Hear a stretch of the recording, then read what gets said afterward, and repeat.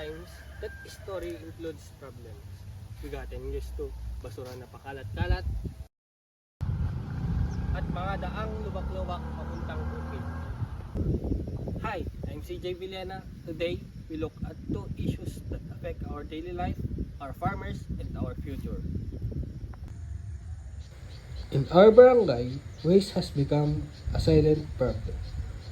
You can see it everywhere: plastic wrappers in canals, uncollected garbage on street corners, random dump site behind houses. And because of improper waste segregation, drainage get clogged, pest appears, and sometimes people burn their waste, releasing harmful smoke that affect our health and the environment. This is more than just a cleanliness issue. When waste spills up, it affects our community's image, our health, and even the productivity of people who pass through these areas daily. Another problem we face is a poor road condition leading to farming. Farmers use these roads every day to transport crops, bring fertilizers, and access the market. But broken, muddy, and uneven road slow everything down. During rainy days, these roads become almost impossible to pass. A simple 10-minute ride becomes a 40-minute struggle. This affects the livelihood of farmers, delays deliveries, raises transportation costs, and lead to damaged produce. We rely on farmers for food, but ironically, farmers struggle the most when the road they depend on are neglected. A barangay can grow if its farmers are left behind.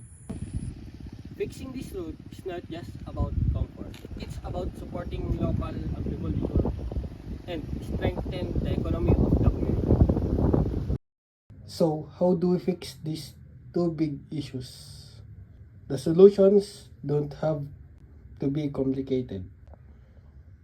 Solution for waste problem.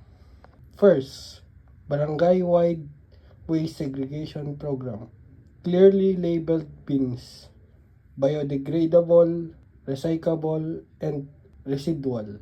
Second, stricter enforcement of waste disposal hours to avoid piles of garbage on the street. Third, monthly community cleanup drives, cleaning canals, pathways, and common areas. Fourth, information campaign teaching families how to segregate and reduce waste. Solution for damaged farm road. First, barangay and LGU collaboration. Submit formal requests for road grading, graveling, or cementing. Second, community participation, small voluntary bayanihan event for quick fixes during planting and harvesting season. Our barangay deserve better and cleaner surrounding, safer and smoother road for farming. This problem affect all of us, from children going to school, to families going to work, and farmers providing our food. Kung sama-sama may solusyon, let's take small step today for better, stronger, and cleaner barangay tomorrow.